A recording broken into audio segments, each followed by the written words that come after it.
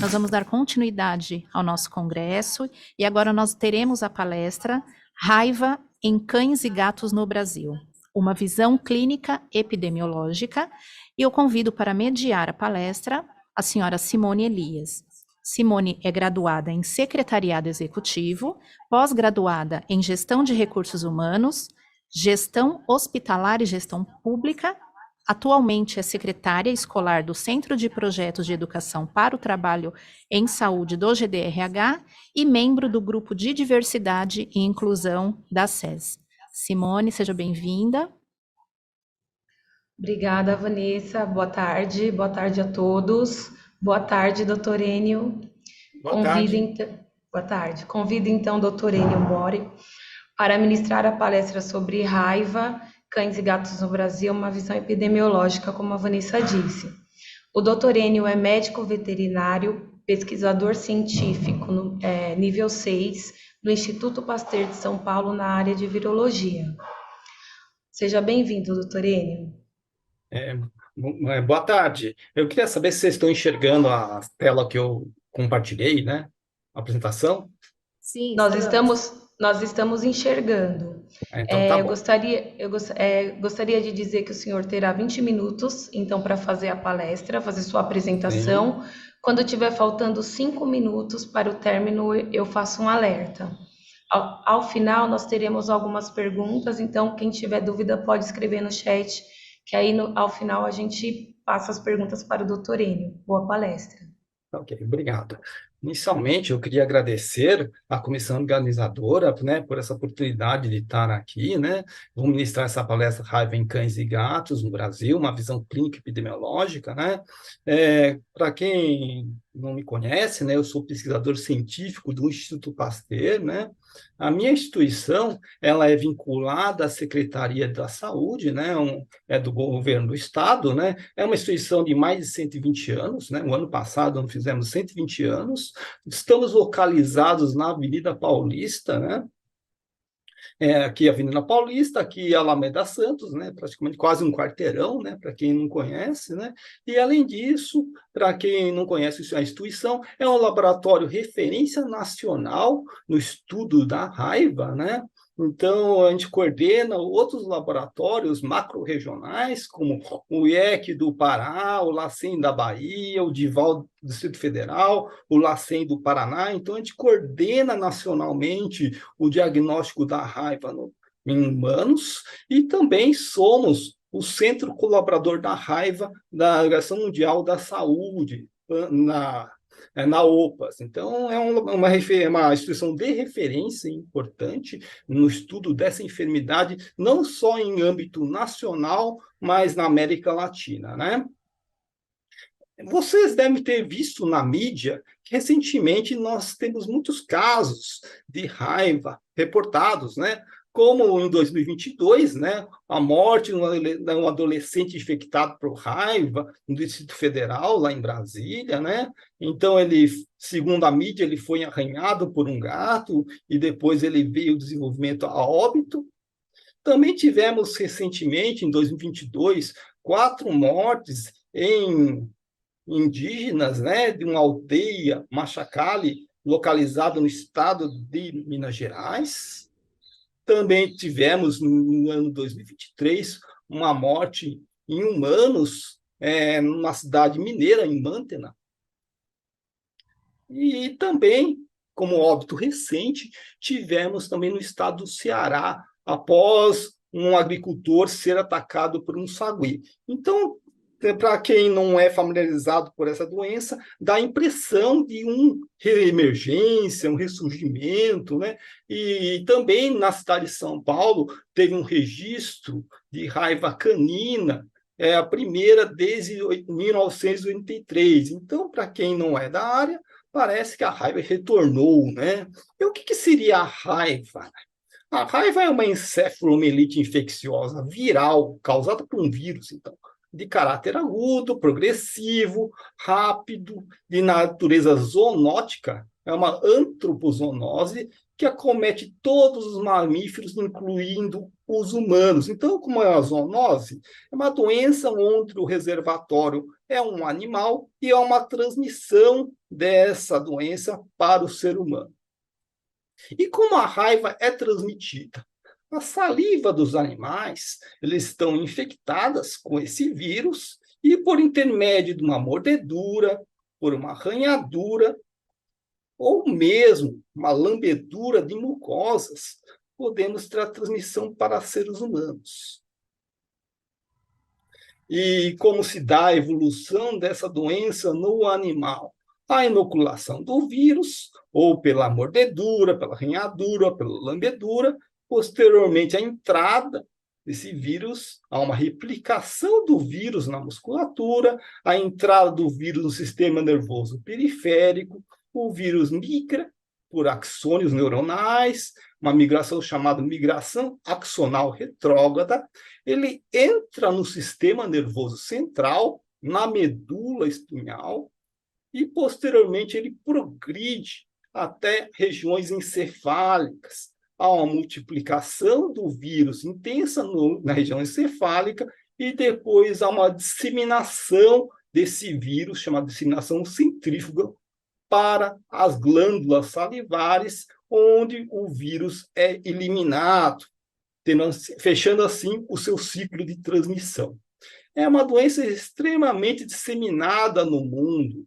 150 países e territórios, eles foram relatados a presença dessa doença, 85% do mundo. Nessa figura, observamos em vermelho regiões onde essa raiva humana é endêmica, em vermelho um pouco mais claro, onde temos casos de cães com raiva.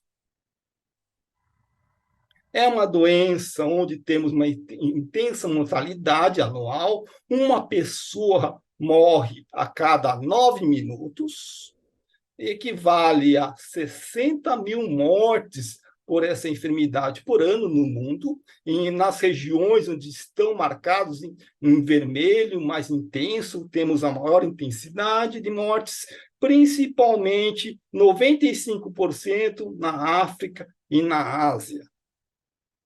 Mais de 80% das mortes ocorrem em áreas rurais de extrema pobreza. 40% dos agravos estão associados a crianças menos de 15 anos. 99% dos casos humanos estão associados a mordeduras de cães. E é uma doença que causa sofrimento ao paciente e é considerada uma doença negligenciada, onde os profissionais de saúde praticamente ignoram a sua existência. É 100% prevenível se for feita a profilaxia pós-exposição durante o período de incubação, 0% tratável, uma vez que os sintomas aparecem, e 100% letal, uma vez que os pacientes não foram tratados. Então, a gravidade dessa enfermidade é exatamente a alta letalidade. Não existe nenhuma doença que tenha uma letalidade tão alta quanto a raiva. É 100% prevenível com vacinação. Uma vez que um paciente sofre um agravo, se for feita a profilaxia pós-exposição com vacina, soro associado, no mundo, 2,9 milhões de vidas são salvas anualmente devido à vacinação. E se fazer a vacinação de modo preventivo na população de cães, em cerca de 70% da população, causa a eliminação da raiva em humanos. Tendo a vacinação de 70% da população de cães, forma-se uma barreira imunológica nessa população de animais e a raiva não há progressão dessa enfermidade, formando uma barreira imunológica sem progressão dessa enfermidade na população de cães. E como a raiva em cães está associada à raiva humana? E esses são dados da Organização Pan-Americana da Saúde, onde observamos, na década de 80, tínhamos cerca de 2.633 casos de morte humana de raiva. Em 1982, cerca de 352 pessoas morreram de raiva. E na década de 2010, tivemos no acumulado 139 casos humanos, em 2022, 4 mortes, ou seja, as campanhas de vacinação em cães foram responsáveis diretamente pela redução de casos humanos em cerca de 90%. Vamos comentar um pouco da raiva canina com variante de cães. Então, a variante de raiva em cães domésticos. Então, o cão, quando atua como reservatório, o vírus dessa variante circula em cães e também pode acometer gatos e também, de modo acidental, o ser humano. Então, inicialmente, temos a circulação desse vírus em população de cães, posteriormente, disseminação nessa população, então é a raiva dita urbana, e o ser humano atua como hospedeiro terminal ou acidental. Podemos, então, inicialmente temos muitos casos em cães e, posteriormente, podemos ter casos em seres humanos. No Brasil, numa série histórica de 2010 a 2023, tivemos apenas 8 casos humanos causados por cães, que vale a 19%. Felizmente, né? E por que aconteceu? Como eu já comentei, nas Américas, devido a campanhas de vacinações em cães em massa e a profilaxia após exposição em seres humanos que sofreram agravos, os casos de raiva foram diminuindo. Então, nessa figura, observamos em um veio azul mais escuro, países onde temos uma alta incidência de casos de raiva em cães. E associado diretamente proporcional a isso são os casos de raiva humana. Então, o que a gente observa diretamente nessas figuras que a Bolívia é um país onde a raiva está persistente. Felizmente, no Brasil, nós temos poucas regiões onde temos a raiva causada por essa variante e praticamente não temos relatos mais de casos humanos. Então, em relação a dados do Ministério da Saúde, o último relato da variante de cães, chamada variante 2, foi em 2015, em cães. Nós tivemos muitos casos em 2015 de cães, mas por uma outra variante, aquela variante boliviana, variante 1 de cães. Então, 2015 foi o último ano que tivemos relato de raiva com variante canina no Brasil. E casos humanos, em 2013, foi o último caso que tivemos da variante 2 que circula no Nordeste brasileiro. Em 2015, só voltar um pouquinho, tivemos aquele caso na fronteira da Bolívia. Então, são os últimos casos que tivemos de variantes de cães no Brasil. Só para contextualizar, nesse mapa, 70% dos casos de raiva em cães no Brasil são na região Nordeste, sendo a grande maioria de variante de cão, mas num período mais antigo, até 2015, que eu comentei. E a variante 1, que é a variante de cães que circulam na Bolívia, tivemos na região centro-oeste, mais especificamente no estado do Mato Grosso do Sul, 73 casos nessa série histórica. Então, essas variantes de cães equivalem a 72% dos casos de raiva em cães que tivemos nesse período de 2011 a 2022.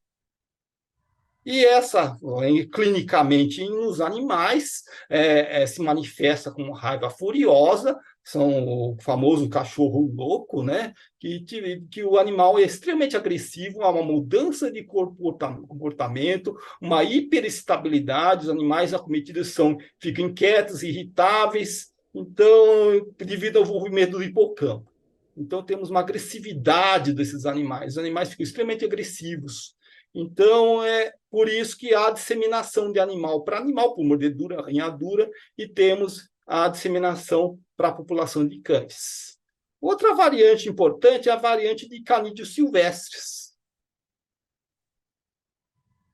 Seria uma variante diferente, distinta da variante de cães domésticos. E essa variante, ela originalmente era de cães domésticos, houve uma spillover, um transbordamento para os carnívoros silvestres, e posteriormente há um retorno dessa variante para os animais domésticos. Então, os cachorros do mato, raposas, animais silvestres, canídeos silvestres, eles podem, porventura, transmitir a raiva para cães, para gatos.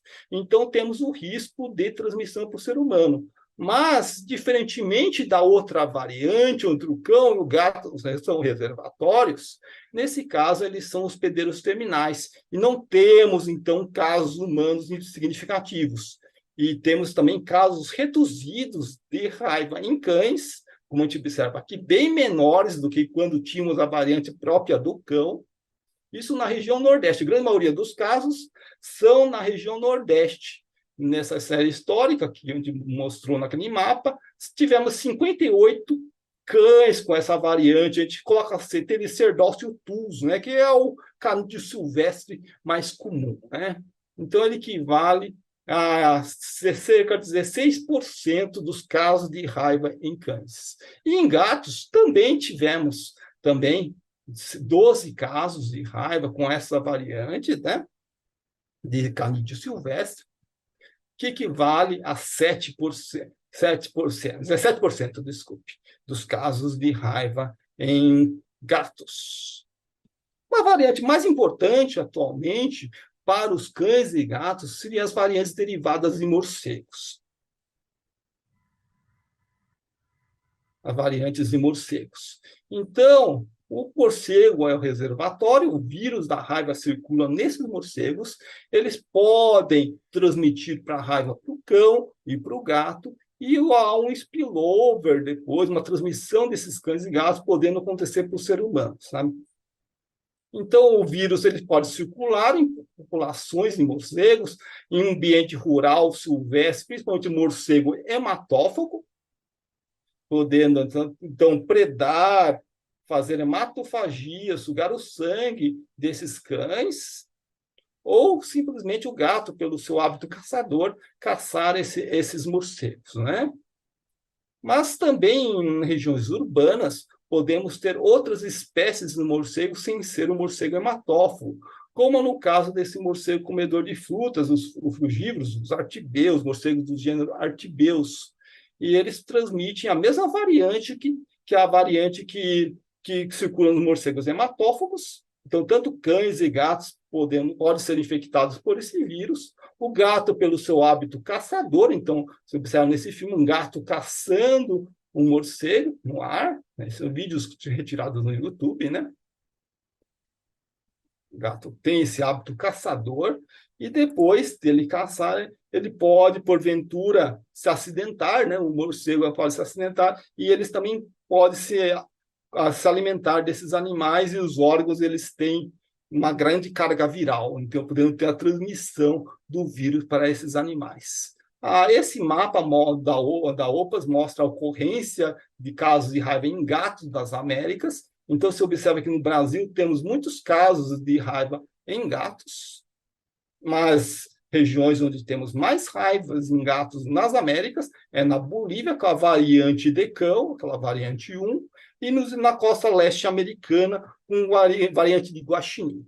Numa série histórica no Brasil, de 2011 a 2022, não temos realmente uma tendência de número de casos, há casos esporádicos por ano, de gatos positivos, né?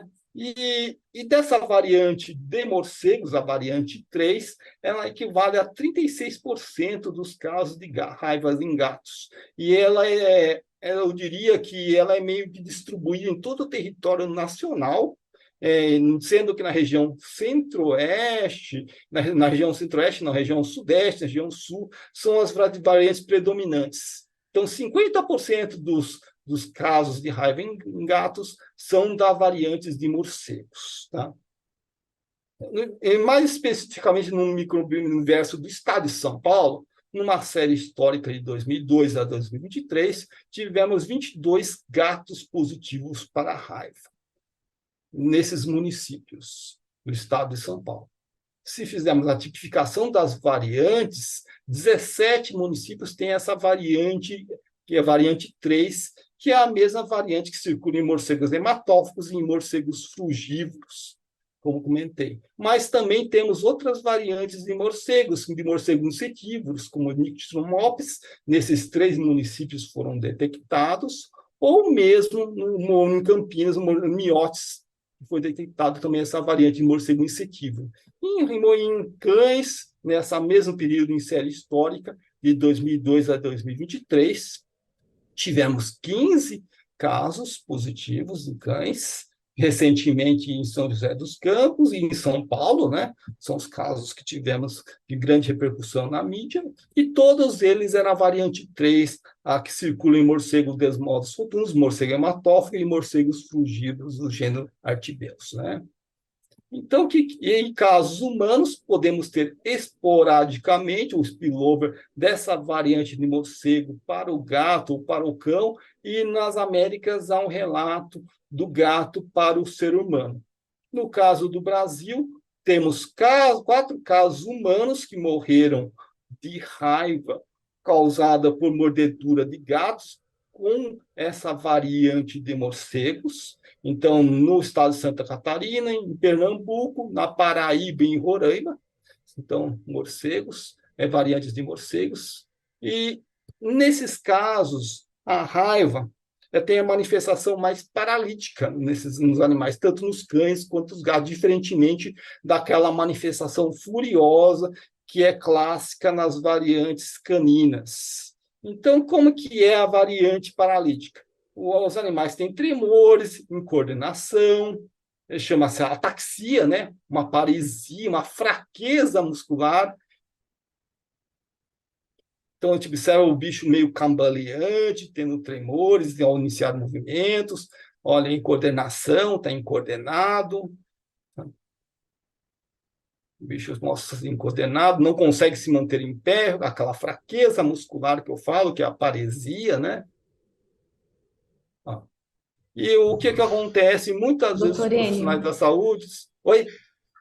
nós estamos chegando aos 5 minutos, 5 Tá minutos bom, finais. tá ok. Então, só para dar uma continuidade, né, nessa paralisia, né, que é uma fraqueza muscular, os veterinários, muitas vezes, eles não estão familiarizados com esse tipo de hematologia nos animais, e eles acabam passando desapercebidos, como eu falei, uma doença negligenciada pelos profissionais da saúde, tanto médicos quanto animais, e eles acabam não diagnosticando essa doença como raiva, sabe? E no final, estado final, devido à manifestação neurológica, o animal tem hiperestesia, que é um estímulo exacerbado a estímulos, com movimento de pedalagem. Então, com o estímulo do proprietário, ele entra em um estado convulsivo, né?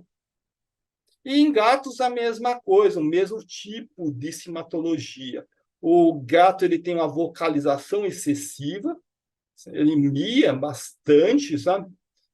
Mia bastante. Eu não sei se vocês escutaram o som do gato, mas o gato está miando bastante aqui, sabe? E ele apresenta um quadro de cialorreia, que seria uma salivação extensa, uma midríase, que se observa a pupila dele dilatada, né? E uma protusão da língua, a língua fica para o lado de fora. Então, e muitos veterinários eles não têm essa familiaridade com esse novo perfil de simatologia. Então, a gente tem feito capacitações pelo Estado de São Paulo, em veterinários, mostrando, ó, agora a variante que nós circula assim, no nosso meio é a variante de morcegos, principalmente, e tem esse perfil em animais. Então, nós temos feito essa divulgação, sabe, para os veterinários. Considerações finais, né? Há uma mudança de perfil. A variante predominante mudou da década de 80 para agora. Então, na década de 80, o reservatório predominante eram os cães domésticos no Brasil, era o cão doméstico, e atualmente, desde a década de 2010, são morcegos em todo o território nacional, né? E na região Nordeste, os canídeos silvestres, eles atuam como reservatórios, e os cães e gatos são hospedeiros acidentais, eles não são os reservatórios. E, além disso, na década de 80, tínhamos epizootias, tínhamos muita mortalidade de cães, e depois isso, e tínhamos cães raivosos, e associado a isso, tínhamos uma elevada mortalidade de seres humanos. E atualmente os casos são esporádicos, graças a Deus, mudamos o nosso status em relação a essa enfermidade, e os hospedeiros, tanto cães e gatos como ser humano, somos com hospedeiros penais, são bem esporádicos o número de casos, tanto em cães e gatos quanto em seres humanos. E na década de 80, a manifestação clínica predominante era da raiva furiosa, então, aquele cachorro louco, né? Aquele cachorro espumante que espumava, que salivava muito, que mordia, né? Que era extremamente agressivo. Atualmente, na manifestação clínica, nos cães e gatos, é uma raiva paralítica, sabe? E, devido a isso, é uma doença negligenciada pelos profissionais de saúde. Passa a ser desapercebido, tanto pelo veterinário, até pelo médico, na profilaxia pós-exposição. Os casos humanos que nós tivemos recentes foram todos que houve falha na profilaxia pós-exposição. O paciente tinha sido mordido por um gato, por um cão, muitas vezes ele nem procurou o posto de saúde, e quando procurou o atendimento médico, não recebeu a devida profilaxia pós-exposição. Novamente, eu gostaria de agradecer à comissão organizadora desse congresso. Para mim é uma honra estar aqui representando a minha instituição, e eu me boto à disposição, tá? Meu e-mail de contato é esse, more@parceiro.saude.sp.gov.br, e estamos à disposição, não só nesse evento, mas, porventura, alguém que queira, porventura, conhecer a instituição, estamos de portas abertas. Muito obrigado. Obrigada, doutor Enio. Nós temos no chat 3 perguntas. Uma foi feita pela Sônia Uso. Ela quer saber, em caso de acidentes com morcegos frugíferos, também deve ser feita a imunização pós-acidente?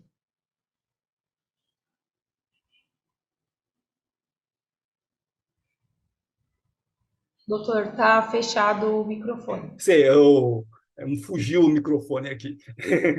Desculpa, tá? Qualquer silvestre, não só morcego frugívoro, se você sofre mordedura de qualquer silvestre, você tem que ir o ideal é receber a profilaxia pós-exposição, tá? Porque você não sabe o risco do animal ter ou não raiva, né? E isso acontece, eu acho que a pessoa tem que ter essa consciência, e os profissionais de saúde também, o risco que a raiva agora está no meio silvestre. Tá? Então, devido a eles serem os reservatórios principais, e eles não são animais observáveis como os animais domésticos, né? E os casos humanos que nós tivemos recentes foram devido a óbito por mordedura, ou por animal silvestre, ou por cão e gato que albergavam essa variante de morcegos. E o que quis mostrar o morcego frugívoro? Porque muitos veterinários mais antigos pensam que só o morcego hematófago, o morcego sugador de sangue que transmite a raiva. Qualquer morcego pode transmitir a raiva, né? Então, é muito importante. Animal silvestre, teve um acidente, é obrigatório tomar soro, tomar vacina, sabe? E fazer a profilaxia após exposição. Mais alguma pergunta?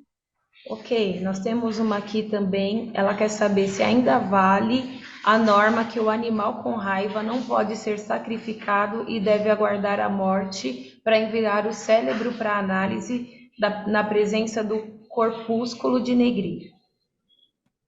É bem polêmica essa pergunta, né? Na verdade, o que a gente tem que pensar? Nós temos que ter o bom senso, né? E eu acredito que eu até, quando eu faço as capacitações nos municípios, eu comento isso para o pessoal. Olha, o animal foi eutanasiado, né? Ele estava com manifestação neurológica? Estava, sabe? Então, em qual fase da manifestação neurológica? Se está numa fase mais tardia, sabe? E com certeza vai ser detectado na prova de triagem, que é a imunofluorescência direta, sabe? Então, não tem problema. Mas se o animal foi eutanasiado nas fases iniciais, sabe, quando ele está ainda com aquela quase fase mais motora, acometimento da medula, tal, pode ser que tenha um resultado na prova de triagem de negativo, tá? Então, pode ser. Daí, o clínico tem, o veterinário tem que saber, olha, o animal foi eutanasiado, então pode ser que na prova de triagem, a prova inicial, dê negativo, mas eu tenho que aguardar a prova confirmatória, né? No caso nosso, nós fazemos uma prova de PCR em tempo real, o mesmo teste de molecular que se faz para diagnóstico de Covid e para outras enfermidades como influenza, mesma metodologia, tá? É extremamente sensível, né? Então, nós consideramos o caso negativo, quando tem negativo na imunofluorescência, negativo nessas provas confirmatórias. Então, mas é importante, o clínico está ciente, ó, deu negativo, mas o animal foi eutanasiado. Então, pode ser que dê negativo na imunofluorescência porque o animal foi eutanasiado. Tá? O animal foi sacrificado, no caso ele falou sacrificado, mas o termo mais correto seria eutanásia, né? E isso pode diminuir a sensibilidade da detecção na prova de triagem, tá? Mas a gente, e uma vez que dê negativo, tanto na imunofluorescência quanto no teste molecular, se o animal porventura fosse positivo, mas o vírus não chegou numa concentração, como eu já comentei naquela figura da patogenia. O vírus tem que se multiplicar em grande concentração no sistema nervoso, para depois haver eliminação na saliva. Então, se não tem uma concentração grande no sistema nervoso, então não tem eliminação do vírus na saliva. Então, é negativo mesmo, tá? Mais Ok, alguma questão, pessoal? doutor, a gente vai fazer as duas últimas perguntas. Quem tiver Sim. mais questões pode mandar então diretamente para o doutor Enio depois, porque a gente está chegando no limite do tempo aqui. A Simone Notário quer saber se tem que realizar notificação mediante a qualquer acidente, e a Sara, se nos casos de acidente com animal silvestre, exceto o morcego, pode ser realizado o soro apenas infiltrado na lesão. Vou primeiro responder a segunda da Sara, tá? A profilaxia após a exposição não é o profissional da saúde que vai determinar, né? E eu estou comentando o que é recomendável, não é que o profissional da saúde pode fazer ou não, né? Mas o recomendado é, primeiramente, lavar bem com água e sabão o local da mordedura, né? Se qualquer espécie animal, porque o vírus é um vírus envelopado, na hora que você lava com água e sabão, você destrói o envelope viral, diminui bastante a carga viral, e posteriormente, naquele local da mordedura, faça o infiltrado de soro pirimune, naquele local, e entra-se também com a vacinação, sabe? Então, seria soro no local e vacinação, porque o soro daria imunidade imediata, evitaria a replicação do vírus no local da mordedura. E depois temos a vacinação, que daria a imunidade adquirida, né? A imunidade adquirida, né? Daí, posteriormente, que se demoraria um certo tempo, né? Daí daria tempo para o paciente ter anticorpos antes do vírus adentrar no sistema nervoso, né? E então todas as espécies de silvestres, mesmo o morcego, é indicado soro e vacina, tá? Sabe? E já o cão e o gato, eles são passíveis de observação. Então, dependendo do status imunológico da região, como na cidade de São Paulo, por exemplo, uma vez que tem o cão, o gato que morde uma pessoa, observa-se um período de 10 dias e daí, devido a isso, se o animal não virar óbito nesse período, não há recomendação de fazer a profilaxia após a exposição, sabe? Mas no animal silvestre sempre é recomendado soro e vacina, tá? A notificação mediante acidente, não. quem faz notificação pro é o laboratório, sabe? Como a prova é uma prova rápida, sabe?